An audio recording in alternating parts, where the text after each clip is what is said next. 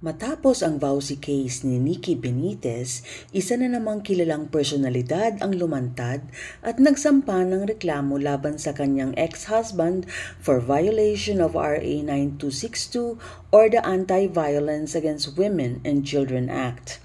Kahapon nga ay nagsampa ng kaso si singer-actress Lindsay Custodio laban sa kanyang second husband.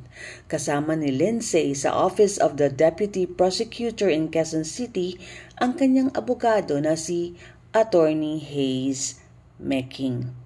Ayon kay Attorney Hayes, noong una ay ayaw magsalita ni Lindsay pero nung ipaliwanag ang kanyang karapatan ay umuo na ito. So, our God is the God of truth. So, alam kong hindi niya ako papabayaan. Attorney, so na-file na ngayong araw? Na-file na natin ang RA 9262 or Anti-Violence Against Women and Children. And we're hoping to get justice for Lindsay, no? For how many months and weeks niya itong dinadaing na talagang hindi rin siya nakakatulog at sobrang nakaka-apekto sa buhay niya. Sana this is the time to get that justice. Hindi raw biro ang pinagdaanan ni Lindsay mula sa verbal, emotional, psychological, sexual hanggang financial abuse. Nauna na nagsampa ng kaso ng vowsy si Lindsay dati pero iba ang kanyang abogado at ito ay na-dismiss sa Muntinlupa City for lack of jurisdiction. Ngayon daw ay buo na ang loob ni Lindsay na lumaban. May mga witness siya kabilang na ang kanyang ina, anak na si Riz Platon at ilang kaanak na personal na nakasaksi sa experience ni Lindsay kay Frederick Calle. Lumapit din daw kay Lindsay ang ilang mga babaeng nakarelasyon noon ng kanyang ex-husband at handa rin tumistiko. Present kahapon ang isa sa mga best friends ni Lindsay na si Bianca Lapus. Sinabi ni Bianca sa Showbiz Tita, lahat ng abuse inabot niya. Napaka soft-spoken Lindsay, parang Mama Mary. Kung gaano siya ka-princess life sa first husband, opposite itong pangalawa. Ang dami din nag-forward na other victims. Early this year ay nagsampa ng cyber libel at perjury cases ang ex-husband ni Lindsay laban sa kanya dahil na-publish ang kanyang storya sa media. Kabilang na dito ang naging eksena noong wedding day nila kung saan pinwersa umano siyang ibigay ang mga perang natanggap na regalo sa kanilang kasal para pambayad sa wedding reception. Plano na rin ng kampo ni Lindsay na magsampa ng annulment case pagkatapos ng vowsy case. At syempre kukunin niya pa ring abogado si Attorney Hayes Meking na kilala sa kanyang larangan na protektahan ang kapwa kababaihan. Top 3. I'm into cyber libel. Okay, may mga napanalo tayo. Medyo maano-ano na rin, in a number na rin, no?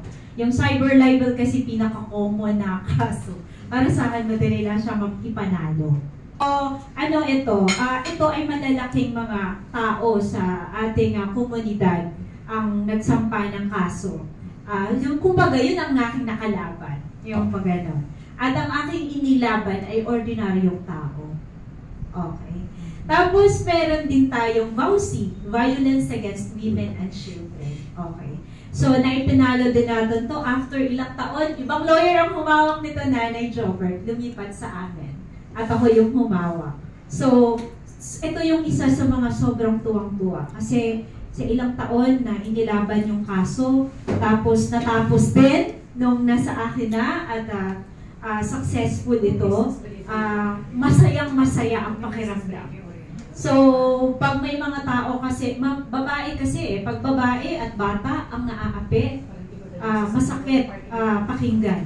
Masakit pakinggan. Dahil paras tayong nanay, paras tayong may mga nanay, paras tayong dumaan pagkabata, kung isipin mo paano ka naabuso, masakit yun.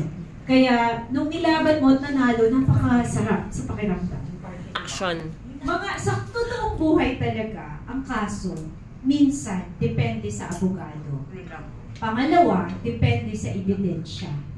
Pangatlo, depende sa connection. Wala naman tatlo. Hindi ko na sasabihin. Baka magka-problema tayo. Ayun lang, dalawa ang pinaka-main factor. Kaya yung iba kumukuha talaga ng magaling na abogado. Kasi kahit walang ebidensya, nanalo. Pwede kasi. Pwede. Mayroon namang mga paraan kasi paano ipanalo ang kaso. Pero nag-observe tayo talaga ng due process. Sa litigation, talagang napaka-importante kasi marunong kang tumingin paano mo kilatisin ang kaso. Paano mo atakehin ang kaso. Kung depensa ka, paano mo depensahan. Kung ikaw naman ang complainant, paano mo i-produce lahat ng ebidensya na pulido yung kaso mo. Para kay Lindsay Custodio, hindi lang ito laban para sa sarili, kundi para na rin sa lahat ng kababaihang tahimik na nagtitiis ng abuso.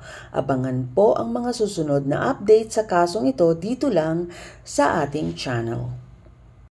Don't forget to like, comment, and subscribe. Thank you!